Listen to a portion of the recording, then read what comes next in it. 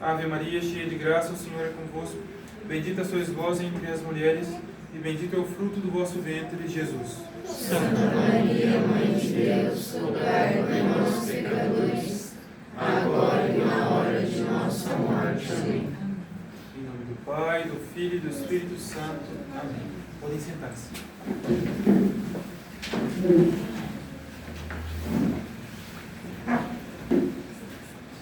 Caríssimos fiéis de Toledo, é um prazer conhecer os senhores, estar aqui no meio dos senhores.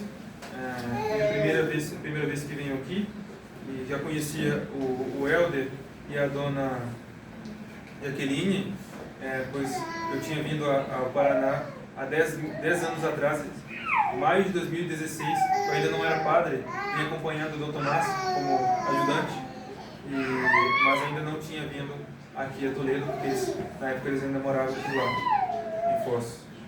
E estou muito contente de conhecer os senhores. Amanhã, dia 29 de junho, é a festa de São Pedro Apóstolo. Na Igreja Universal, ou seja, na igreja como um todo, é dia de preceito. O Brasil, felizmente ou infelizmente, fez uma concordata com a Santa Sé e obteve aí uma dispensa do preceito amanhã. Então, para nós brasileiros, amanhã não é preceito, mas no resto da igreja é. Então, e quando a igreja coloca alguma festa, alguma das festas litúrgicas, como preceito, ou seja, como obrigação, isso é uma maneira de ela nos indicar que ela atribui a essa festa uma grande importância. Uma grande importância. São Pedro Apóstolo. Qual é a grande importância que há nesse santo, nas festas desse santo, na memória, no exemplo nas palavras desse santo para nós, para os católicos?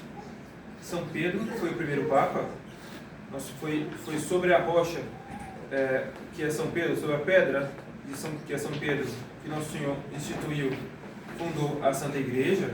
São Pedro foi o príncipe dos apóstolos, né? E o sucessor de São Pedro, que é o Papa, ele tem uma primazia de jurisdição sobre toda a Igreja.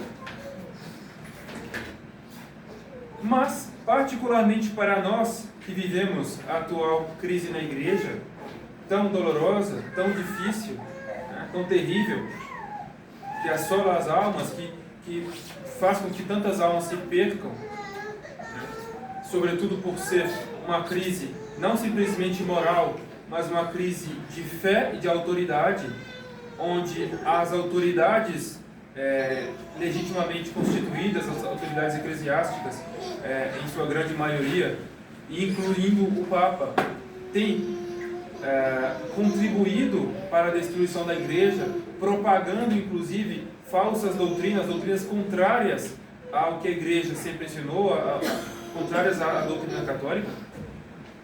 Particularmente em nossos dias, é muito importante, muito útil, muito atual a meditar no exemplo e nas palavras de São Pedro, porque São Pedro foi o primeiro grande defensor da fé depois de Nosso Senhor Jesus Cristo, ali no começo da Igreja. São Pedro e São Paulo, os dois. Amanhã é a festa de São Pedro e São Paulo. E a intercessão, o exemplo e a intercessão de São Pedro e São Paulo, que foram escolhidos pelo próprio Cristo e que morreram em defesa da fé, morreram em defesa da divindade de Nosso Senhor Jesus Cristo, de sua realeza, de sua missão divina e de sua divindade. Isso é algo que é muito atual para nós, o exemplo de São Pedro e as palavras de São Pedro e de São Paulo. E São Pedro e São Paulo são como que o símbolo, né? São como que símbolo da defesa da fé e da solidez da fé. Símbolo da solidez da fé. São Pedro e São Paulo são como que os representantes dos apóstolos, né? E como nós defendemos, nós lutamos para defender, igual conservar em nós e defender a fé apostólica, né, é muito importante que nós recorramos a São Pedro e São Paulo, sobretudo com relação a resistir aos erros modernos e às falsas doutrinas que se introduziram na igreja. Mas eu queria, além desse aspecto, dessa abordagem mais geral sobre São Pedro, eu gostaria de abordar particularmente 2 pontos específicos.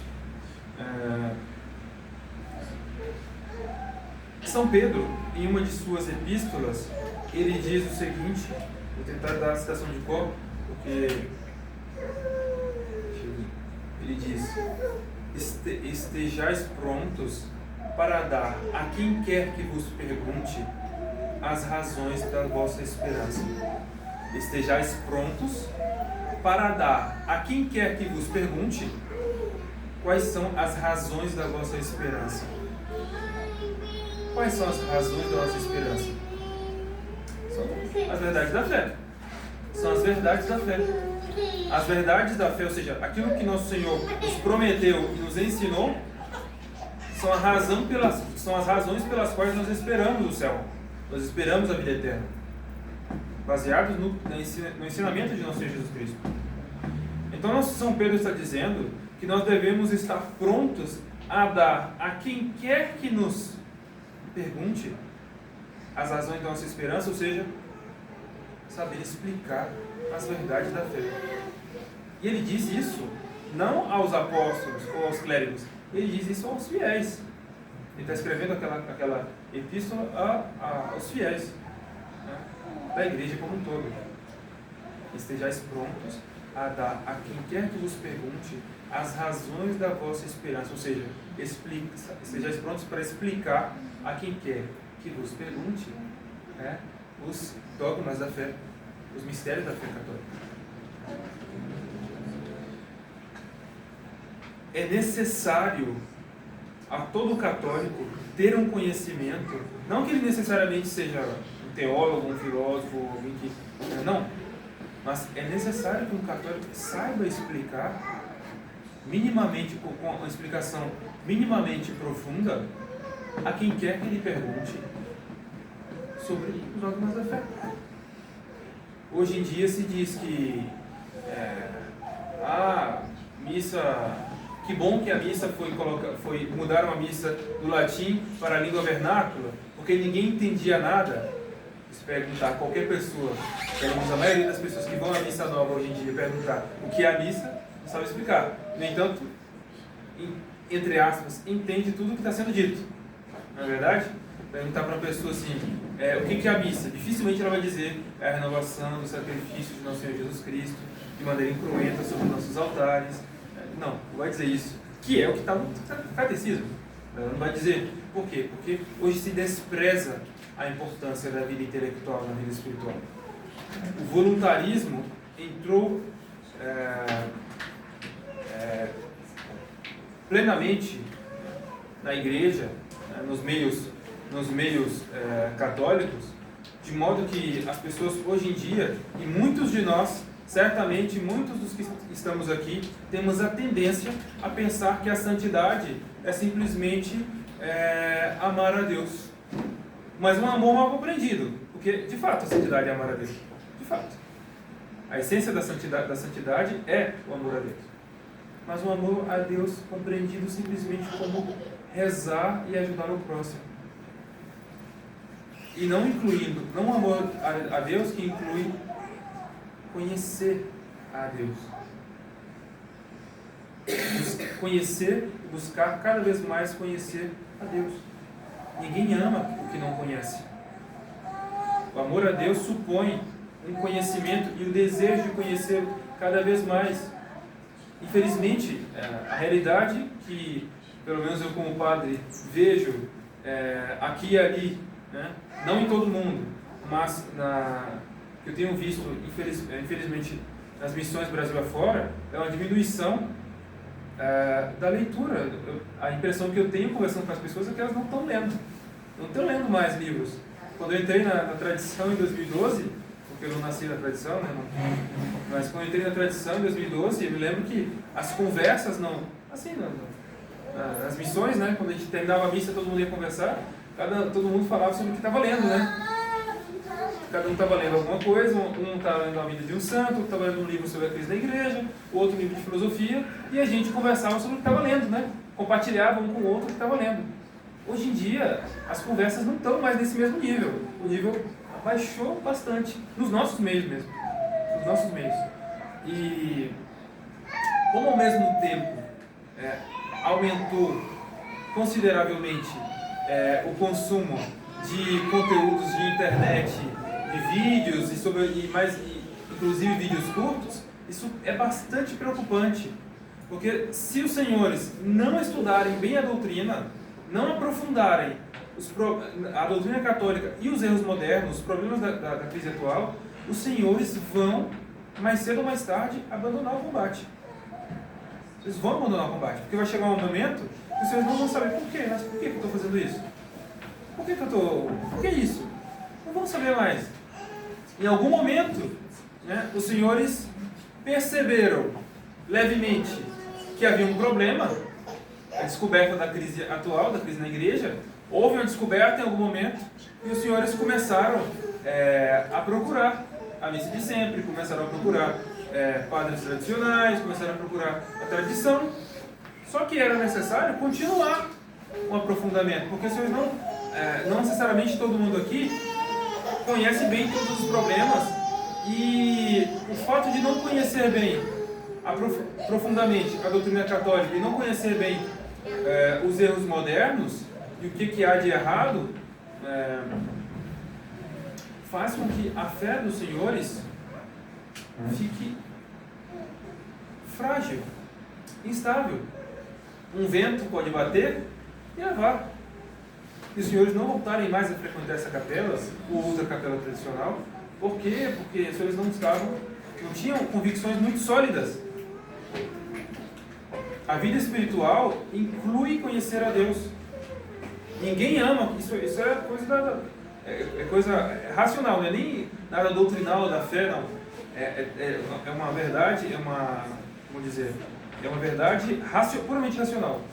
É impossível amar aquilo que a gente não conhece. E se a gente conhece pouco, a gente ama pouco. O amor de Deus é proporcional ao conhecimento e ao desejo de conhecê-lo. Vamos comparar com um par de namorados ou de noivos, né? Eles acabaram de conhecer-se na fila do Banco do Brasil, ou sei lá, acabaram de conhecer-se talvez na internet, como é muito comum hoje, ou enfim, veio uma missa, enfim, acabaram de ver-se pela primeira vez aqui na capela e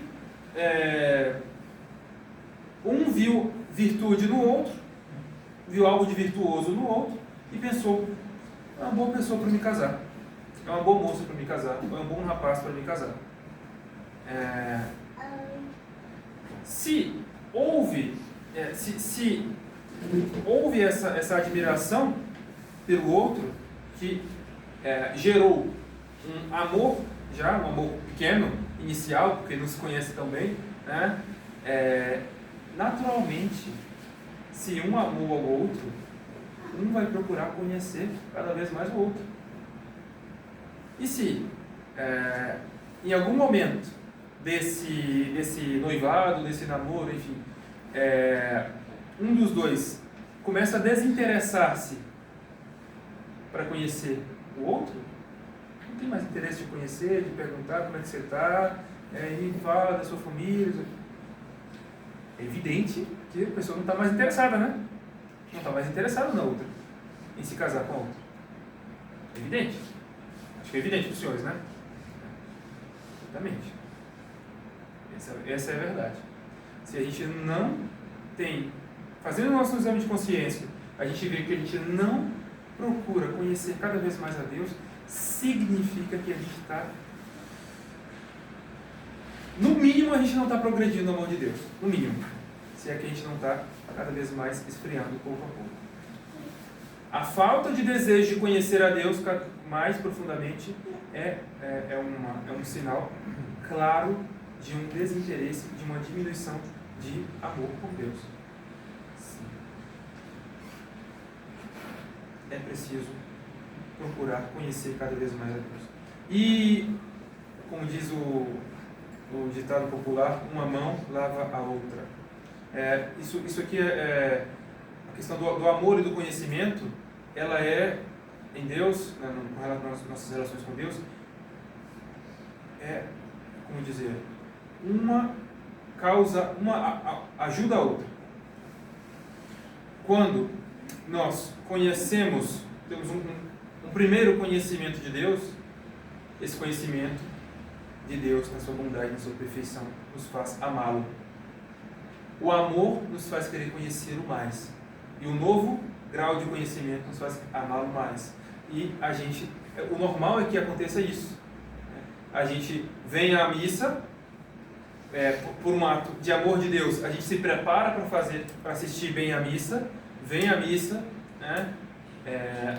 Assiste com fervor a missa, e aí, em algum momento, não necessariamente sempre, não necessariamente em todas as missas, mas em algum momento, na missa ou do rosário em casa, ou em algum outro momento, tem uma criança que me disse, eu falei assim, criança começou a desejar ser monja, né? Uma menina começou a desejar, menina de 7 anos de idade, veio me falar, padre, eu quero conversar com o senhor, 7 anos, eu fui conversar com ela, eu queria ser monja carmelita. Mas quando começou isso? Foi no momento que você estava rezando o texto com sua mãe, sua mãe estava contando a historinha de algum santo, foi na missa, foi quando eu estava brincando. Foi quando eu estava brincando, no meio da brincadeira, de repente ela começou a pensar em ser carmelita. Mas enfim, em algum momento, a gente está fazendo um esforço, por amor de Deus, um esforço de santificação, de vir à missa, de rezar, etc.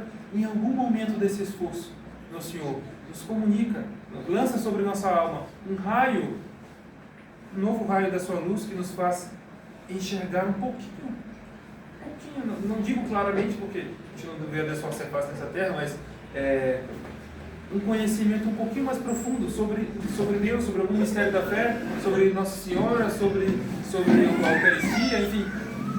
E esse novo grau de conhecimento vai cativar a nossa alma e a gente vai, diante desse novo conhecimento, querer amar mais a Deus. E amando mais a Deus, o Senhor vai nos comunicar uma nova luz daqui a pouco. E a gente vai amar mais a Deus. Depois nova luz, e mais amor a Deus. E mais conhecimento, e mais amor a Deus. Esse é o normal da vida espiritual. Se a gente não está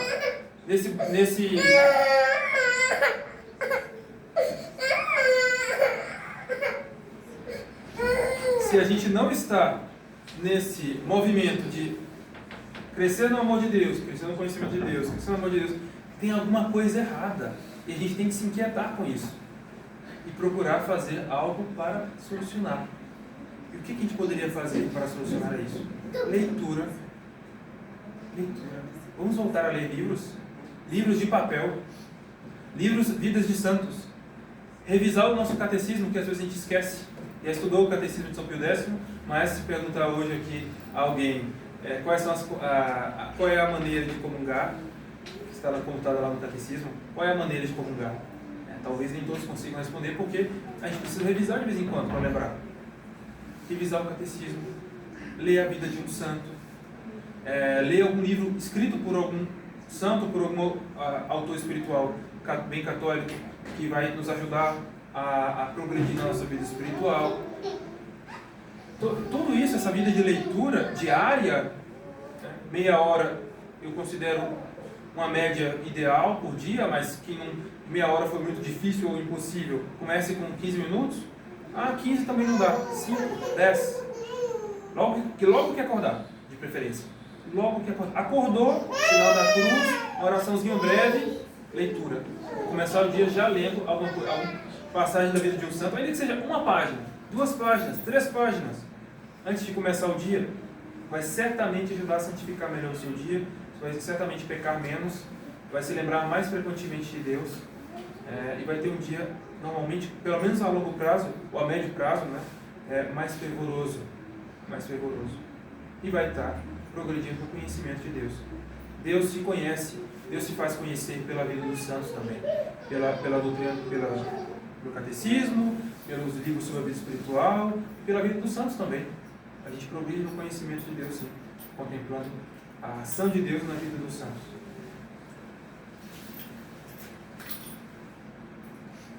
Então, essa é a minha exortação que eu dei para essa missa de hoje.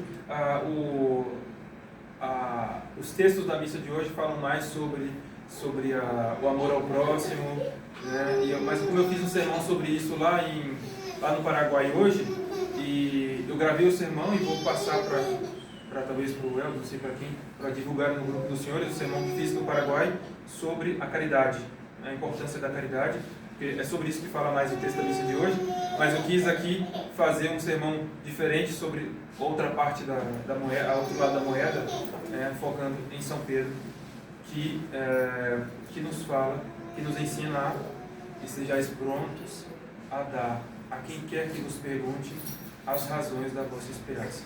Ele nos obtenha essa graça. Em nome do Pai, do Filho e do Espírito Santo. Amém.